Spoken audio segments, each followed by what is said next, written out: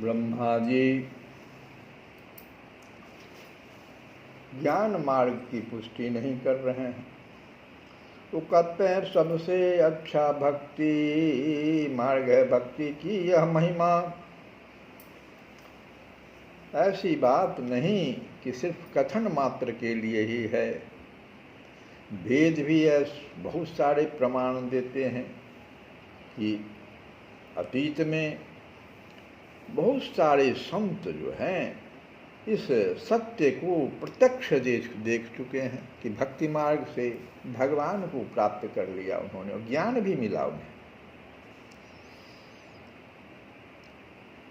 पुरेह भूमन बहवो अपि योगिन अस्त्वाद अर्पितेहा निज कर्म लभ्या विबोध्य भक्त्यैव कथोपनीतया प्रपेदिरेञ्जच्युतहे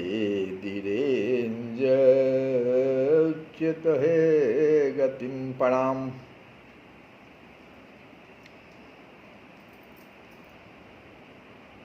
जो स्वतः ज्ञान होने में विलंब भी किया था वो तो स्वतः हो गया। इस प्रकार अनायास अतिशय सुगमता से उन्होंने तुम्हारे परम पद की प्राप्ति कर ली। हे अच्युत, सर्वथा उचित ही है ऐसा होना। तुम्हारी भक्ति का आश्रय कर लेने के अंतर कोई भी व्यक्ति अभिष्ट सिद्धि से च्युत हो जाए असंभव जो नहीं। ये श्रीमद् भागवत में ऐसा है।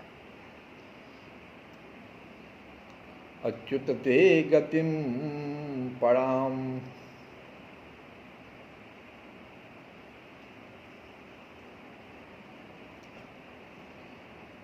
अब हो प्रभु पाछे बहुतक भोगी तजि तजि भोग भय भल जोगी। दृढ़ अष्टांग योग अनुसारे ज्ञान हुए तु बहु तय तप करे।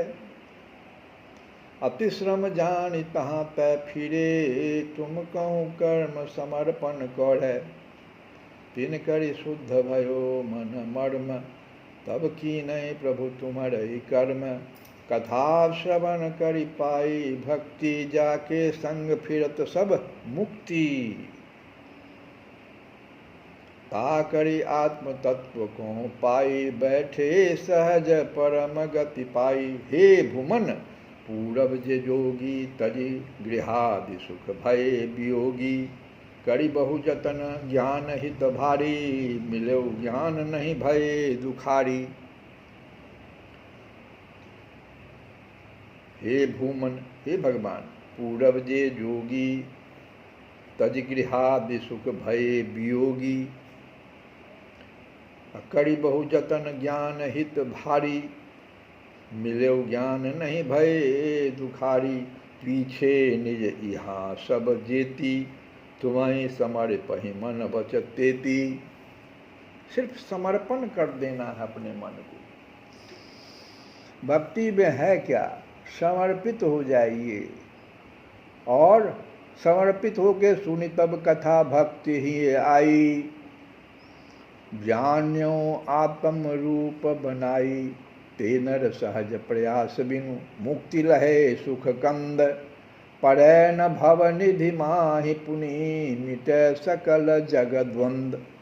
इतना कह लेने के अनंतर सृष्टा के जो नेत्र मन प्राण पुनः ब्रजराज कुमार के नव जलधर श्यामल श्री अंगों की सौंदर्य राशि में चिदानंदमय श्री विग्रह के अनंत अपरिसीम पारावार विहीन महिमा में ही डूबने उतराने लगते हैं। प्राणों के कण कण से झांक झांक ये क्या होता है? झंकृत हो उठता है। सर्वथा ज्ञेय है यह महिमा ब्रजराज कुमार का यह स्वरूप। इसी समय सहसा पद्मयोनि के मन में बुद्धि में ब्रजेंद्र नंदन श्री कृष्णचंद्र के निर्विशेष स्वरूप का स्फुरन हो जाता है। मानो ओर छोड़ विहीन रस सिंधु में बहते हुए को एक सुदूर देश में ज्योतिर्मय चिन्मय तट की रेखा सी दिख जाए। पर यह स्वरूप भी ज्ञेय थोड़े है, इसमें भी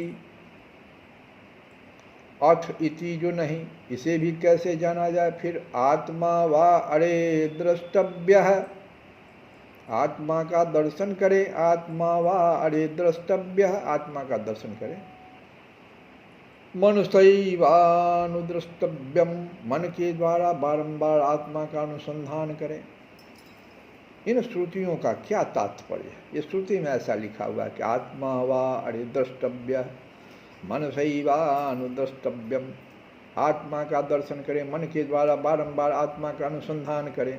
फिर इसका तात्पर्य क्या? श्रुति क्या कहना चाहती? इस प्रकार वेद गर्भ के मन में, ये ब्रह्मा जी के मन में मानो शंका जागी, और इसका स्वयं समाधान करते हुए अपने इस निर्णय को भी ब्रजेंद्र नंदन के पाद पद्मों में निवेदन करने योग्य वस्तु समझकर वे कह उठते हैं कि हे प्रभु सुनिए, अज्ञेय हैं तुम्हारे दोनों स्वरूप ही, दोनों स्वरूप आपके अज्ञेय हैं। कौन कौन स्वरूप? सगुण, सविशेष जिसको कहते हैं, सगुण रूप और निर्विशेष निर्गुण रूप, दोनों स्वरूप अज्ञेय हैं। दोनों ही नहीं जाने जा सकते हे नाथ। तथापि निर्विशेष की महिमा का प्रकाश इंद्रियों का प्रत्याहार किए हुए मनुष्यों के सम्यक शुद्ध चित्त में हो सकता है स्वामी, किंतु तुम्हारी यह अभिव्यक्ति चिदाभास से होने वाले प्राकृत वस्तु के ज्ञान के समान नहीं है, नहीं हो सकती। यह तो तुम अपनी स्वप्रकाश ताशक्ति से ही आत्माकार हुए चित्त में प्रतिभासित होने लगते हो।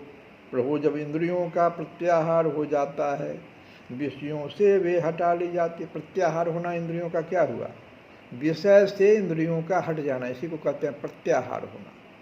तो जब इंद्रियों का प्रत्याहार हो जाता है, विषयों से उनका कोई भी संबंध नहीं रहता, तब चित्त की विषयाकारता भी मिट जाती है। यह स्थिति चित्त का विषयाकार न रहना ही हो, आत्माकारता है। इस प्रकार सर्व विश्व विकार एवं विषय संबंध से शून्य आत्माकार हुए चित्त में ही तुम्हारे स्वप्रकाश निर्विशेष स्वरूप की अभिव्यक्ति होती है, हो सकती है। नाथ, आत्माकार चित्तवृत्ति में तुम्हारा यह निर्विशेष स्वरूप प्रकाशित हो जाता है। इस कारण यह ज्ञेय है, और चिदाभास से यह प्रकाशित होने का ही नहीं, इसलिए यह अज्ञेय है। हे भूमन, तथापि भूमन महिमा गुणस्य ते विबोधु महत्यमलान्तरात्मभि अविक्रियात् स्वानुभवात् रूपतो हे बुद्ध्यात्मया न चान्यथा। वस्तु का ज्ञान होने के संबंध में शास्त्रीय सिद्धांत क्या है? यह है कि जगत में सर्वत्र स्पष्ट अथवा अस्पष्ट रूप से जो चैतन्य सत्ता की अभिव्यक्ति होती है, इसी को शास्त्रीय भाषा में चिदाभास कहते हैं। जगत में सर्वत्र स्पष्ट जो हमको दिखाई पड़ता है, अस्पष्ट रूप से जो चैतन्य सत्ता की अभिव्यक्ति होती है, इसी को शास्त्रीय भाषा में चिदाभास कहते हैं। और इस चिदाभास एवं इंद्रिय से जुड़े विषयाकार हुए चित्त के द्वारा ही जीवों को यह ज्ञान होता है कि यह घड़ा है, यह कपड़ा है इत्यादि। सूक्ष्म रूप से विचार करने पर यह ज्ञान ऐसे होता है। कैसे होता है? जिस समय नेत्र आदि इंद्रियों के साथ घड़ा आदि विषयों का संबंध होता है, उस समय अंतःकरण माने चित्त नेत्र आदि इंद्रियों की राह से निकलकर जहाँ घड़ा आदि विषय अवस्थित हो रहता है, वहाँ चला जाता है। कि चित्त वहाँ से नेत्र आदि इंद्रियों की राह से निकलकर जहाँ पर घड़ा आदि विषय अवस्थित है, वहाँ चला जाता है, और जाकर घट आदि विषयों के आकार में परिणत हो जाता है। ठीक उन विषयों का आकार धारण कर लेता है, और इस परिणाम को ही वृत्ति नाम से कहते हैं। चित्त की विषयाकारिता इसको भी कहते हैं, इसी का नाम हुआ। इसी वृत्ति में प्रतिबिंबित जो चिदाभास है उसे शास्त्राकार फल नाम दे देते हैं। अच्छा, जिस समय चित्त घटाकार वृत्ति के रूप में बन जाता है उसी समय घट के आवरक अज्ञान का नाश हो जाता है, अर्थात उस घट रूप विषय के संबंध में जो अज्ञान रहता है वह दूर हो जाता है तथा वहाँ स्थित जो चिदाभास है जिसे फल कहते हैं उसके द्वारा घड़ा प्रकाशित कर दिया जाता है। इस प्रकार से हम नेत्र के द्वारा घड़ा को देख लेते हैं। दार्शनिक दृष्टि से ये आध्यात्मिक दृष्टि हुआ। दार्शनिक दृष्टि से इतनी क्रिया हो जाने पर ही यह ज्ञान उत्पन्न होता है कि यह घड़ा है। इसी प्रकार इंद्रियों के समस्त विषयों के संबंध में समझना चाहिए। घड़ा, कपड़ा, मकान आदि किसी भी जागतिक वस्तु का, जो जगत का वस्तु है, उसका ज्ञान प्राप्त होते समय जीव की चित्त वृत्ति के द्वारा तो केवल मात्र उस विषय का अज्ञान दूर होता है, किंतु वस्तु को प्रकाशित कर देने के लिए चिदाभास अपेक्षित है। जगत की जितनी जड़ वस्तुएं हैं उनका स्फुरन चिदाभास की सहायता से ही होता है।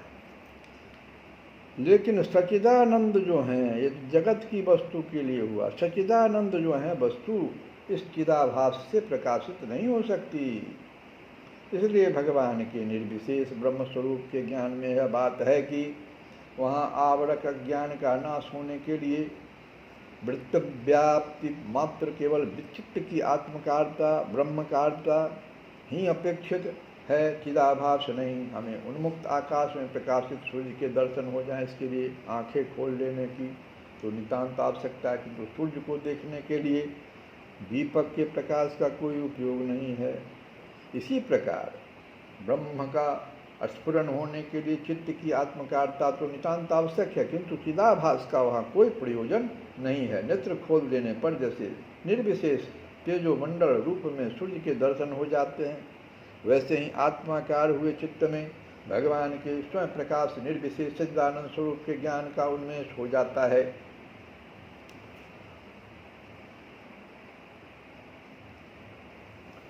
तो लक्ष्मी यद्यपि नित्य उर रहे, सो पुनि तनक कबहु नहीं लहे, जाके रूप न रेख न क्रिया, पिहि लालच अवलंब हिया, तदपि के तजि तजि सब वृत्कृति, निर्मल करत चित्त की वृत्ति, सहज ही शून्य समाधि लगाई, लेत हैं तामे तुमको पाई। ज्ञान मार्ग की बात ब्रह्मा जी कर रहे हैं, जो कितना कठिन है। अगुण रूप जो है तुम्हारा, तासु ज्ञान को लहे उदारा, सगुण रूप तव गुण बहु भारे, लहे न को इम वेद उचारे, गुणातीत तव रूप अनुपा, इंद्रिय जित जानई सुख रूपा। किंतु इसी प्रकार तुम्हारे सगुण स्वरूप की महिमा भी जान ली जाए, यह कदापि संभव नहीं है। हे अनंत सृष्टा, पुनः ब्रजराज कुमार के सविशेष स्वरूप के वैभव का ही संपूर्ण देते हुए से बोल पड़ते हैं। अब सगुण रूप में कैसे, तो आप कहीं तो निर्गुण रूप का आपका चर्चा किए ब्रह्मा जी, अब सगुण रूप अनंत अप्राकृत कल्याण गुण निलय, तुम सदा सबके लिए अज्ञेय ही बने रहते हो। तुम्हारे दिव्य स्वरूप भूत गुणों की था आज तक किसने पाई है। प्रभु, विश्व के कल्याण के लिए ही तो तुम्हारा यह अवतरण हुआ है। नाथ इससे पूर्व भी न जाने कितने भक्तों को कृतार्थ करने के लिए किन किन रूपों में अवतरित होकर अपने अनंत गुणों में से कौन कौन से गुणों का प्रकाश तुमने किया है। स्वामिन, जगत के अनादि प्रवाह में अनंत प्राणियों की अनंत भावनाओं से उपासित होकर उनके प्रेम से आकर्षित हुए तुम जब जब यहाँ अवतीर्ण हुए हो, उस समय तुम्हारे कारुण्य, भक्त वात्सल्य आदि अनंत गुणों का कैसी कहाँ किस रूप में अभिव्यक्ति हुई है, इसे कौन जानता है। विभो, तुम्हारे गुण गणों की गणना किसके द्वारा संभव है? हे नाथ, महाशक्ति संपन्न शेष एवं सनकादि योगी योगेश्वर गण दीर्घकाल के परिश्रम से पृथ्वी के धूलिकणों की, आकाश के हिमकणों की एवं सूर्य नक्षत्र आदि के किरण परमाणुओं की भी गणना कर लेने में जो समर्थ हो चुके हैं, उनमें भी ऐसी कितनी सामर्थ्य है जो तुम्हारे अनंत कल्याण में गुणों को गिन डालें। हे भगवान,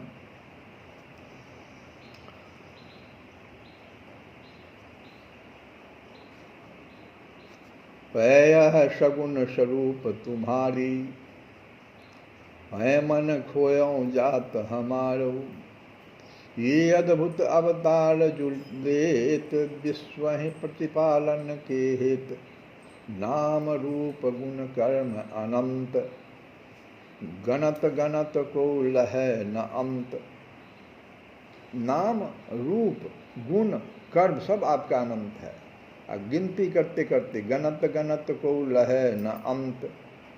धरणी के परमाणु जितेक, इस धरती में जितना परमाणु उसकी गिनती हो सकती है। हिमकन उदगन गगन तितेक, काल ही पाई निगुण जन कोई, तिनहि गण अस समर्थ होई। ये परि सगुण रूप गुण जीते, काहू पै कही परत न तीते। वही बात कह रहे हैं कि जो सनकादि बड़े बड़े योगेश्वर हो गए, वो बहुत परिश्रम से पृथ्वी के धूलिकणों की गिनती भी कर ली है, आकाश के हिमकणों की भी, एवं सूर्य नक्षत्र आदि के किरण कितना परमाणु निकल रहा है सब की गिनती कर लेने में समर्थ हो चुके हैं। लेकिन आपके गुण जो अनंत हैं, कल्याणमय गुण हैं, उसको गिन डालें हे भगवान, यह संभव नहीं है। यह साक्षात सगुण बपुदेवा, नहीं को जान सके तब भेवा। गुण अचिंत महिमा सुख सागर, जग पालन कारण ब्रजनागर। तब गुण गणि न सकै सतदे सेवा, जिनकै ब्रह्म मुख अहे अशेषा। भूरज गगन ऋक्षगण जेते, बरसा बूंद पड़े कन केते। हिमकन व्यूह जहाँ लगी आहे, गण निपुण को अति चित चाहे। विपुल काज करि गण को व्योम किरण परमाणु, तद्यपि तब गुण गगन को नहीं समर्थ जग जानू। यह कहते कहते ही सृष्टा के मन में भक्ति उमड़ गई। ब्रजराज कुमार के कल्याणमय गुणों की स्मृति आत्मसमर्पण के भावों को उद्बुद्ध कर देती। यही हुआ आत्मसमर्पण। आदमी कब आत्मसमर्पण करता है? कोई भी व्यक्ति आत्मसमर्पण कब करता है? जब वहाँ पर उसकी बुद्धि समाप्त हो जाती है। यही ब्रह्मा जी कह रहे हैं कि अब हमारे जैसे ज्ञानी को भी संभव नहीं है कि आपके इस अनंत गुणों की गिनती करें, चर्चा कर लें। आपके अनंत नाम रूप गुण लीला, ये संभव ही नहीं है। इसलिए बस सीधा सीधी समर्पण,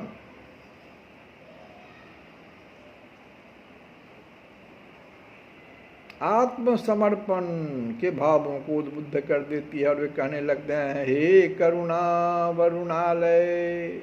अब समर्पण हो गया, आत्मसमर्पण। आवश्यकता नहीं है तुम्हारे गुणगणों की गणना करने की, हम कर भी नहीं करेंगे, कहाँ जाएंगे इस फेरा में हम पढ़ने। आवश्यकता ही नहीं है, बस किसी प्रकार तुम्हारी अनंत कृपा महता पर विश्वास हो जाए। बस भगवान की कृपा हो जाए, इस पर हमको विश्वास हो जाए कि भगवान कृपा हमारे ऊपर करेंगे ही करेंगे।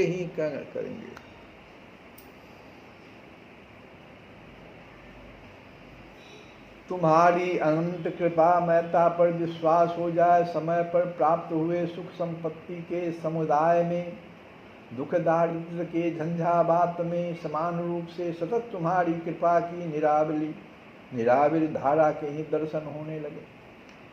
सुख संपत्ति जिस समय आपको मिलता उस समय भी सोचिए सब भगवान का दिया हुआ। अब बहुत दुख दारिद्र आ जाए उसमें भी समान रूप से सतत तुम्हारी कृपा की, ये कृपा ही है भगवान की। ये धारा, भगवान की धारा, कृपा की धारा का दर्शन होने लगे। वो भगवान की कृपा से ही सब हो रहा है। और कदाचित यह न हो सके, सुदामा जी हर वक्त भगवान की कृपा ही समझते थे। जितने भी भक्ति मार्ग में आए,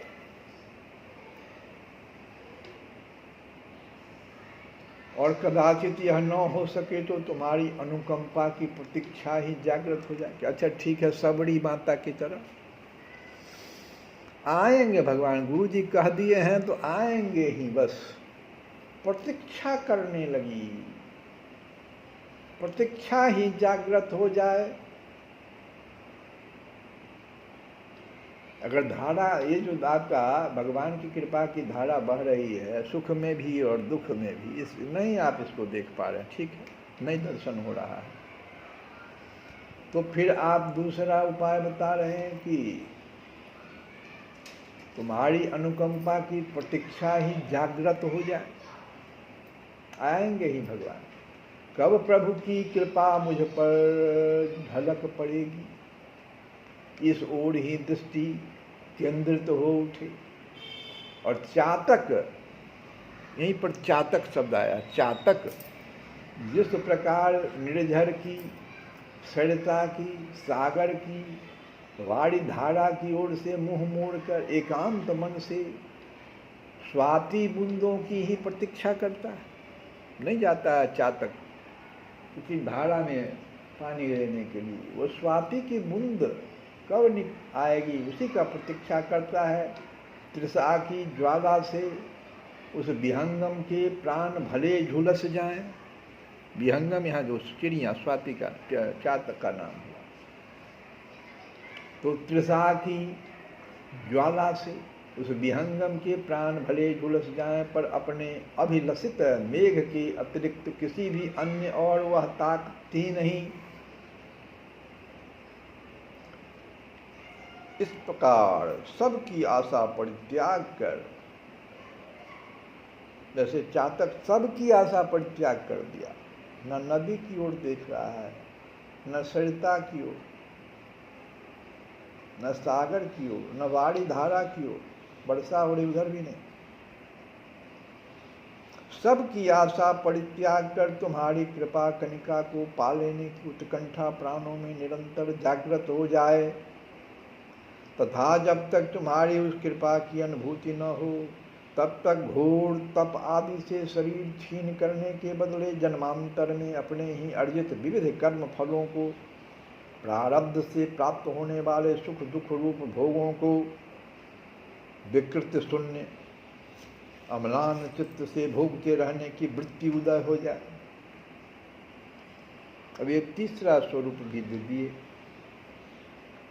जो कुछ भी अभी हमको कर्म फल मिल रहा है, जो अपने ही अनेक जन्मों जन्मांतर से अर्जित मेरा ही है, प्रारब्ध से प्राप्त है, सुख दुख, इस सब जो भोग हमको मिल रहा है, उसको भोगते रहने की वृत्ति उदय हो जाए।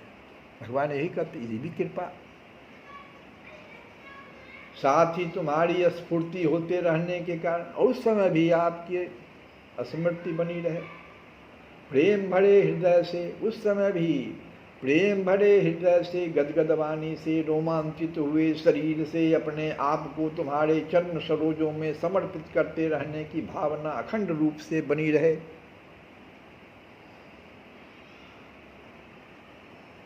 जीवन इस उपर्युक्त दिनचर्या के सांचे में ही ढल जाए।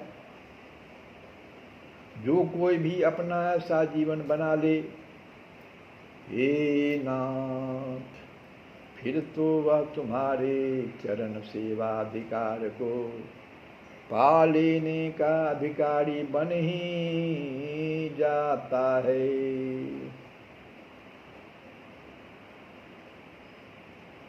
जैसे हे प्रभु, जीवित पुत्र जो होता है,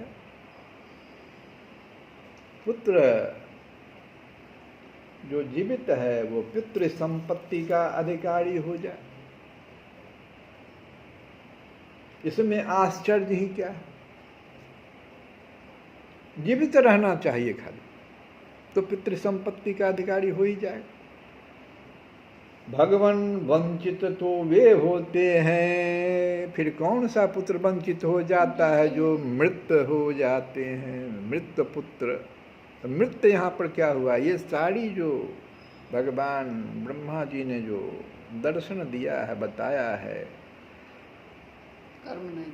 हाँ, आप जो है भगवान की कृपा के लिए उस चातक की तरह जो है ऐसे ताकते रहिए और अपना कर्म, नाम, रूप, लीला इसको पकड़े रहिए। बड़ा दृढ़ विश्वास से मिलेगा ही एक दिन सबड़ी की तरह। प्रतीक्षा कीजिए, घोर प्रतीक्षा। जो मृत हो गए, जो पतित पुत्र हैं या मृत हैं, दोनों के, ब्रह्मा जी दोनों के लिए कह रहे हैं, उनको कहाँ मिलेगा? जो मृत पुत्र हैं, पतित पुत्र हैं, अथवा पोष्य पुत्र हैं, तुम विश्व पिता की संतान ही हो। तो ध्यान रखो कि हम तो उस विश्व पिता के ही संतान हैं, पुष्य पुत्र नहीं है। तो जगत के ये असंख्य जीवगण हैं, ये सब विश्व पिता के संतान ही तो हैं। इनमें तुम्हारे पाद पंकज का भजन, जिनके जीवन का अवलंबन है, ये असंख्य जीवगण जो हैं, इनमें तुम्हारे पाद पंकज का भजन जिनके जीवन का अवलंबन है, वे ही तो वास्तव में जीवित हैं। जीवित कहने का ब्रह्मा जी का अर्थ यही था कि ये जो विश्व पिता के जो जगत में जो असंख्य जीवगण संतान हैं, सब तो संतान ही हैं, लेकिन इसमें जीवित कौन है? तो जीवित वही हैं जो तुम्हारे पाद पंकज का भजन, जिनके जीवन का अवलंबन है, वे ही तो वास्तव में जीवित हैं। उनका ही जीवन धारण सफल है। वे ही तुम्हारे चरण सरोरू की सेवा रूप महासंपत्ति के अधिकारी हैं।